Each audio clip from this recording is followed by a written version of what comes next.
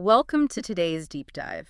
We're really glad you're here with us. I want to start today by asking you to think about a feeling that is probably entirely too familiar to you. Oh, I think we all know where this is going. Right.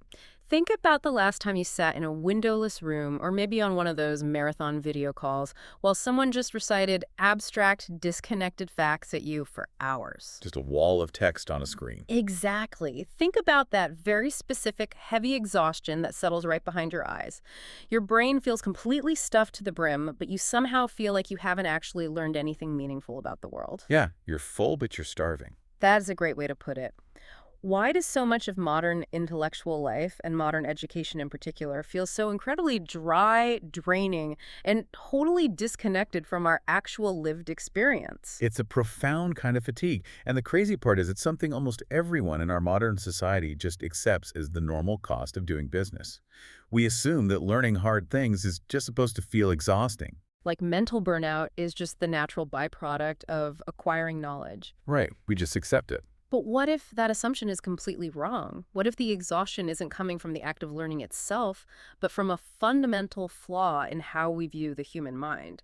That is the core question we're unpacking today. And we have some really incredible source material to help us do that. We do. We're looking at a fascinating stack of material today, specifically a curated collection of educational lectures delivered by Rudolf Steiner back in the early 1920s. Which lay the foundational philosophy for what eventually became the Waldorf education model. Right. And regardless of how much you might already know about that specific model, the perspectives captured in these lectures offer a really striking lens on human development. Absolutely. Oh. Our mission for this conversation is to explore what these lectures identify as the central crisis of modern education. We'll contrast that crisis with an entirely different approach. An approach that shifts away from rote, abstract memorization. Right, and instead anchors learning and imagination, physiological rhythm, and the idea of treating education not as a rigid science, but as a dynamic art. Okay, let's unpack this. We should probably start by setting the stage with this so-called crisis. Reading through these lectures, the critique of how industrial societies teach children is, it's incredibly sharp. It doesn't pull any punches at all. Not even a little. The argument essentially boils down to the idea that our modern, materialistic approach to education treats the human mind like a piece of industrial machinery, right? That is the central thesis. The lectures argue that an educational system built purely on a materialistic worldview inevitably begins to view students as vessels to be filled or machines to be programmed. Just inputting data. Exactly. In this framework, the goal of education is merely to feed the brain what Steiner calls dead, abstract facts. The underlying motivation of the whole system is just to efficiently produce individuals who have the specific skills necessary to function as cogs in a broader economic machine. So it's entirely focused on output. The system looks at a child and asks, how can we make this person economically useful in 15 years? Instead of asking what this developing human soul actually needs right now. Which is a tragic shift in perspective. It is.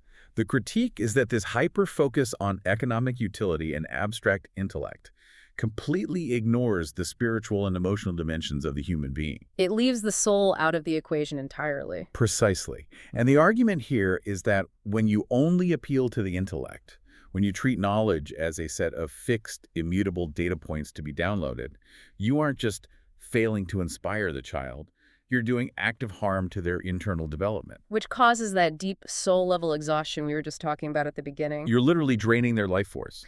There's an analogy used in the lectures to illustrate this point, and it is honestly quite visceral. The text compares the teaching of a rigid, fixed concept to a physical restraint. The apparatus analogy. Yes, the apparatus. The idea is that giving a young child a strict definition of something, a definition they're expected to memorize and retain without any changes for the next 50 years, is the equivalent of taking a growing child's arm and strapping it into a tight metal apparatus to prevent the limb from expanding. It's a deeply unsettling image. But it makes the philosophy so clear. It really does. I mean, if a parent put a 5-year-old's arm in a rigid brace so that it remained the exact same size until the person was 50, society would rightly view that as monstrous. Maybe locked up. Right. Yet the lectures suggest that modern education does the mental equivalent of this every single day. By forcing a child to memorize a dead concept, something that cannot breathe, evolve, or scale with their understanding, we are actively stunting their inner cognitive growth. That framing completely flips the script on what it means to build a strong foundation of knowledge. I mean, if a fixed, unchanging fact is a dead concept that acts like a straitjacket for the mind, what is the alternative? How do you teach something so it doesn't just sit in the brain like a stone? If we connect this to the bigger picture, this brings us to the Waldorf alternative proposed in the texts. The idea of teaching living concepts. Living concepts. Right. A living concept is essentially an idea that has the inherent capacity to metamorphose. It's designed to grow, shift, and expand in complexity alongside the child's own development, much in the same way their physical limbs grow. So if we apply that to an actual classroom setting, it means you wouldn't start by giving a 7-year-old a dry dictionary definition of a forest. You wouldn't detail the biological classification of trees and the exact mechanics of photosynthesis? Right. Instead, you give them an experience or a rich, imaginative image of a forest. It means one specific magical thing to them at age 7. But because it's a living picture, that same foundational concept can naturally expand. It can incorporate ecology when they're 15, and maybe environmental philosophy when they're 30. It grows with them. That is the exact mechanism. The lectures argue that when you feed a child unchanging dead concepts, it literally ruins the head. It causes immense fatigue because the child's unconscious mind recognizes that it's being burdened with something lifeless. It's rejecting the implant, basically. Spot on. Conversely, when a teacher offers living concepts, the child intuitively feels that the knowledge possesses vitality. It's alive. And because it's alive, it doesn't drain their energy. It actually sustains them. Which provides a perfect bridge to the next major theme in these sources, the mechanics of how we actually deliver these living concepts. And looking at the framework provided, it relies almost entirely on the power of living pictures and imagination. The emphasis on imagination here is huge. It really is. One of the most radical departures from modern thinking in these lectures is the firm insistence on delaying abstraction. The texts argue forcefully that children, particularly those who haven't hit puberty yet, should not be subjected to abstract logic. The stance on this is very uncompromising. Pushing intellectual, abstract thinking onto a young child too early is viewed not just as ineffective, but as physiologically and spiritually harmful within this framework. There is a moment in the transcripts that really highlights how different this worldview is. The speaker suggests that a true teacher should actually celebrate a delay in abstract milestones. Oh, the reading and writing quote. Yes. The quote essentially says a teacher should have the courage to look at a classroom of 9 or 10-year-olds and say, thank goodness these children cannot read or write yet. Which is just a massive paradigm shift. Totally. In today's highly competitive educational landscape, if a child isn't reading fluently by age 6, alarms go off, parents panic. Tutors are hired immediately. Right. But the philosophy here insists is that forcing that milestone early violates the natural developmental timeline. To understand why the lectures take that stance, we really have to look at how they define dead and abstract. Reading and writing, specifically our use of the modern alphabet, are highly abstract human inventions. They're completely disconnected from nature. Exactly. If you look at the letter A, the physical shape of those intersecting lines has absolutely no organic relationship to the sound it makes. It's an arbitrary, highly intellectualized symbol that humanity arrived at after thousands of years of cultural evolution. And to the mind of a young child, that symbol is entirely dead. It contains no life. That makes total sense when you frame it as an evolutionary timeline. You're taking the end result of thousands of years of adult intellectual abstraction and forcing a 5-year-old to swallow it whole. So if we aren't starting with the alphabet, how does a child in this system ever learn to write? The process is designed to be deeply organic. The lectures outline that writing should evolve out of drawing and painting. Starting with art. You don't start with the intellect. You start with the physical body and the artistic sense. You engage the child's arms, their hands, and their innate feeling for form. So a teacher might have the students draw flowing shapes. Like the rolling waves of an ocean, engaging the whole body in the sweep of the movement. And eventually, over time, one of those waves is isolated and gradually transforms into the letter W. So the physical movement and the artistic expression come first, creating a pathway for the intellect to follow. Writing emerges as a whole-body, soulful experience rather than a memorization task. And reading comes even later. Right, because reading is a purely internal, head-based, abstract activity. The lectures note it must come only after writing is firmly established in the physical body. You're moving from the physical and the artistic toward the intellectual, which honors the child's natural state of being.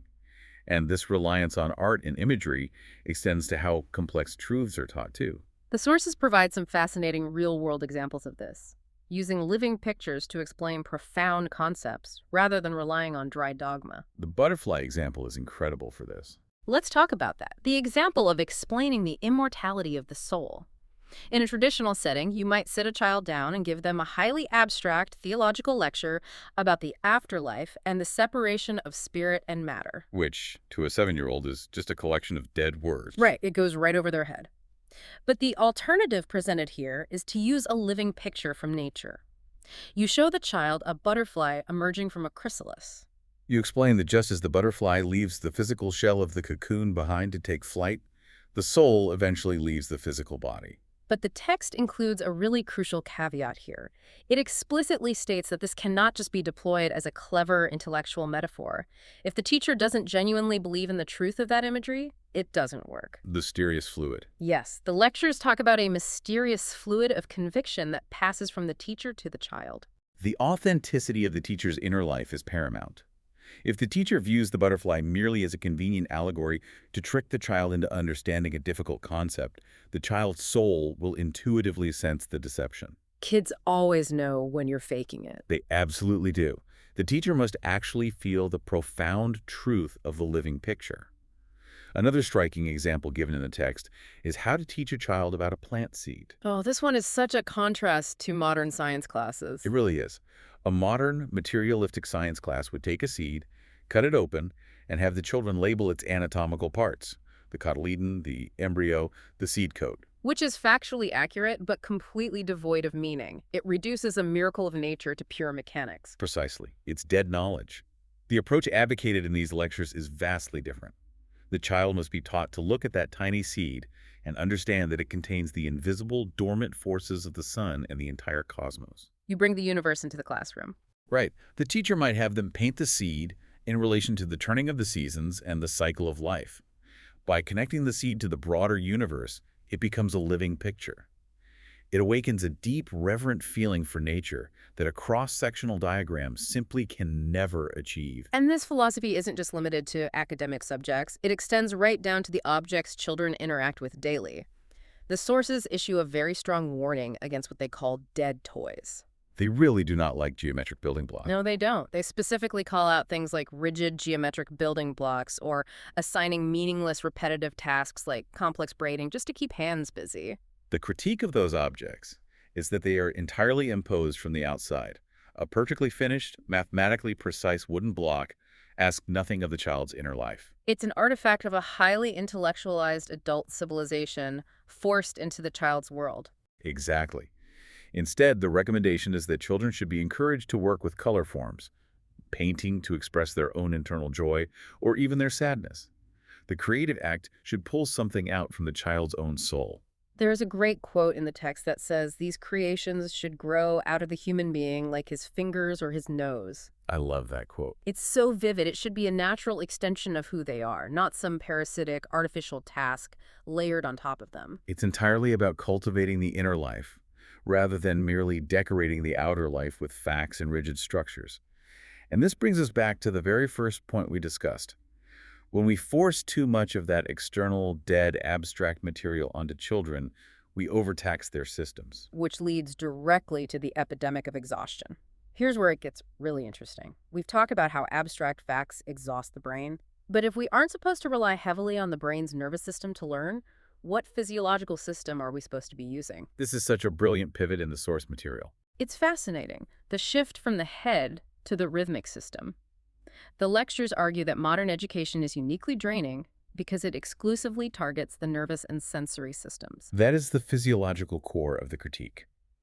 When an educational model demands constant logical processing, continuous sensory input, and the memorization of disconnected data points, it's placing the entire burden of learning on the nervous system. And biologically speaking, the nervous system is characterized by continuous decay and fatigue. It tires incredibly quickly. But the Waldorf approach proposes shifting the heavy lifting of education away from the head and anchoring it in what the texts refer to as the rhythmic system. The rhythmic system primarily encompasses our breathing and our blood circulation.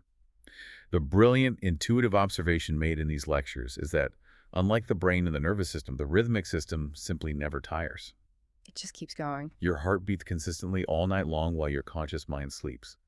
You breathe continuously from the moment of birth until the moment of death, without ever needing to take a vacation from respiration. It is such a remarkably simple observation, but it completely reframes how we think about energy.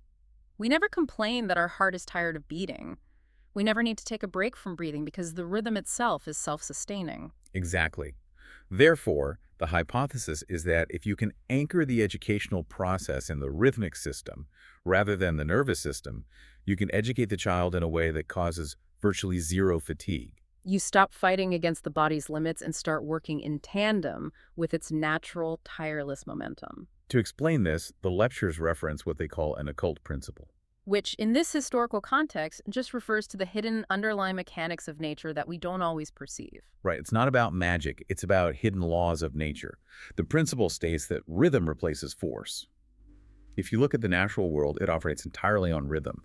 The cyclical turn of the seasons, the rising and setting of the sun, the migratory patterns of birds. But humanity, in its pursuit of pure intellect, has fallen out of that rhythm. We've descended into a kind of chaotic, forceful existence. The texts acknowledge that human beings are uniquely permitted to live outside of nature's rhythm so that we can develop individual freedom. We aren't bound by the seasons in the way an animal is. We can stay up all night under artificial lights if we want to. Exactly. However, the argument is that true evolutionary progress requires us to consciously choose to bring rhythm back into our lives, building it from the inside out to replace the chaos. And the lectures point out that ancient cultures understood this physiological connection intimately. There is a fascinating historical example provided regarding the poetry of ancient Greece, specifically the Greek hexameter. The rhythmic structure of their epics. Right. The Greeks didn't invent that specific poetic meter just because it sounded aesthetically pleasing. They consciously composed it to physically synchronize with the natural rhythm of the human cardiovascular system. It's a stunning piece of historical engineering. Yeah. The hexameter is structured so that the recitation of the verse perfectly aligns with the body's natural baseline, essentially 8 pulse beats for every 2 breaths. That is just incredible. The harmony of the blood rhythm and the breathing rhythm was artfully synthesized into the spoken word. Reciting the poetry was a physiological balancing act. So how does the framework presented in these lectures actually bring that kind of deep physiological rhythm back into a modern classroom? It relies on several key integrated practices. Perhaps the most prominent and unique to this system is the practice of eurythmy. For those who might not be familiar with the term, eurythmy often looks to an outsider like a form of interpretive dance. But the lectures are very clear that it is absolutely not just physical gymnastics or arbitrary movement. Not at all. Eurythmy is defined in these sources as visible speech and visible song. Visible speech. Yes. The critique of ordinary physical education or gymnastics is that it merely develops the dynamics and statics of the physical machine, the muscles and bones. It's just mechanics. Right. Eurythmy, on the other hand, is designed to engage the physical body, the emotional soul, and the inner spirit simultaneously. It's an art form where the spoken word or the musical tone flows outward into specific, meaningful bodily movements. And it's considered highly pedagogical and deeply hygienic because it directly stimulates and harmonizes that tireless rhythmic system we just discussed. And the incorporation of rhythm doesn't stop with full body movement. The lectures also place a heavy emphasis on the rhythmic repetition of morning verses or daily sayings. Starting the school day by having the class recite a specific, beautifully crafted verse that functions almost like a grounding prayer. The texts assert that this daily rhythmic repetition has a profound healing effect on the student's overall well-being. It's about establishing a predictable breathing structure to the child's entire day. There is also a specific mention in the text regarding how this rhythm helps children who are struggling. Using the terminology of the 1920s, the lectures refer to abnormal children, which in a modern context we would understand as children with developmental differences, or perhaps those who are highly withdrawn and excessively absorbed in their own internal world. The observation made in the text is so compassionate. It is. It notes that bringing this external rhythmic repetition into their daily lives acts as a bridge. It gently relieves that internal congestion and draws them out into the world in a way that feels safe and predictable. The entire day is structured as a breath. The child inhales during moments of focused, quiet learning and exhales during moments of artistic, rhythmic expression. Because the rhythm carries the momentum, the exhaustion of the intellect is bypassed. So what does this all mean, specifically for the person actually standing at the front of the classroom? If you aren't drilling facts and you aren't enforcing rigid definitions, what exactly is your job? It completely redefines the role of the teacher. It really does. Which leads to the fourth major pillar of these lectures, the concept of education as an art. The sources make it abundantly clear that the Waldorf approach is not a pedagogical science. In fact, the speaker argues quite passionately that pedagogy, as a strict, rule-based science, should be completely eliminated. It is a statement that would certainly make modern standardized curriculum designers deeply uncomfortable. They would hate it. They really would.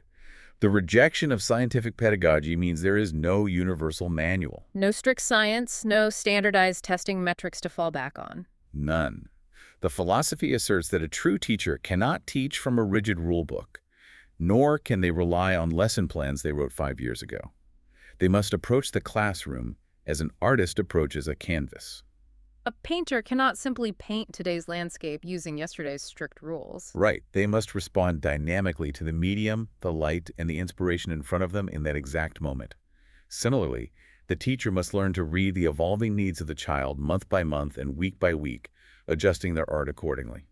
Looking at how the teacher is instructed to view the child, it is incredibly poetic. The lectures explicitly reject the idea of the child as a blank slate waiting to be written on by an adult. And they reject the idea of the child as a lump of clay to be molded into a specific shape. Instead, the teacher is asked to view the child as a riddle to be solved. What's fascinating here is the terminology used. The child is described as a divine seed descending from the spiritual world into the physical one. Because of this, the teacher's primary function is not to inject facts from the outside. The knowledge isn't out there, it's already in there. Exactly. The goal is to awaken the capacities that are already lying dormant within the human being.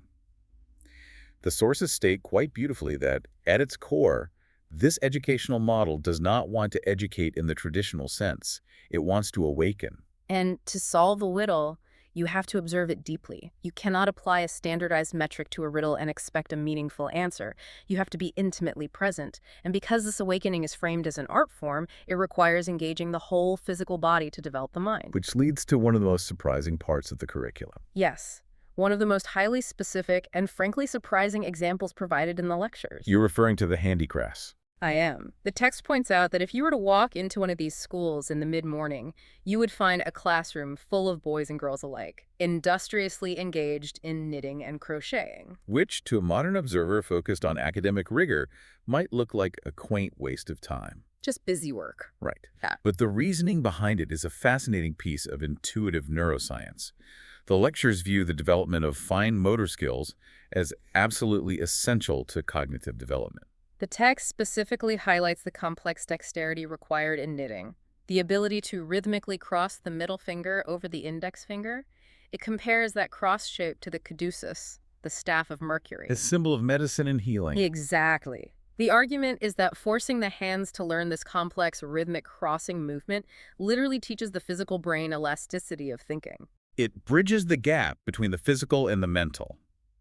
While modern society tends to strictly separate the intellectual brain from the manual labor of the hands, these 1920s lectures argue that our complex finger movements are, to a very large extent, the primary teachers of our thought processes. The text provides a great physical experiment to prove the point. It notes that it's relatively easy for a human to elastically cross their fingers. But try taking off your shoes and doing that exact same complex crossing movement with your toes. You can't do it. You just can't. The lectures use this to highlight the profound distinction in human physical organization. Our feet anchor us to gravity. They connect us to our earthly physical nature. But the incredible, delicate organization of our hands raises us above our mere earthly existence. The hands are the physical manifestation of our higher, super-earthly faculties. So the logic follows that by training the hands in highly complex, rhythmic, artistic tasks like knitting, you are not just making a scarf, you are physically wiring the neural pathways in the brain to support flexible, elastic, elevated thinking later in life. You don't teach a child to have flexible thoughts, by forcing them to memorize 50 rigid logic puzzles. You teach cognitive flexibility by having their hands perform flexible, creative tasks. You work through the physical will and the body to quietly awaken the intellect. It's a brilliantly cohesive philosophy. It really is. To summarize the journey we've been on today, we've explored these historical lectures to understand why modern education's reliance on dead abstraction and a mechanized view of the mind leads to such profound exhaustion. And we've unpacked the proposed cure. Right. A radical shift toward physical rhythm, the use of living pictures that metamorphose alongside the child, and the elevation of teaching from a rigid, standardized science into a dynamic, responsive art designed to awaken the human spirit. This raises an important question for you to consider. Whether you're a formal educator, a parent, a manager at a corporation, or simply someone trying to learn a new skill, where in your own life are you clinging to dead concepts? That's a great question. Where are you enforcing rigid, immovable definitions on yourself or others when you could instead be utilizing living pictures that allow for continuous growth, vitality, and metamorphosis? It is a powerful lens to apply to your own week. Are you exhausting yourself by dissecting the dry anatomy of the seed, or are you looking for the vital forces of the sun hidden inside it? Beautifully said. And as we wrap up today's deep dive, I want to leave you with one final provocative thought to mull over. We know that the modern, rigid, standardized education system was largely designed during the Industrial Revolution. Its quiet, underlying purpose was to create compliant, punctual cogs to keep the industrial machine running smoothly. To build workers. Right. So imagine a different world. What entirely new, unpredictable structures of society might spontaneously emerge if an entire generation was educated solely through this artistic, rhythm-based approach? It would change everything. If we completely stopped training humans to be machines and instead focused entirely on awakening the riddle within them, could that single shift quietly rewrite our entire economic and political reality without a single piece of legislation ever being passed? That's definitely something to sit with. Something to think about as you go about your day. Yeah. Thank you so much for joining us on this deep dive. We will catch you next time.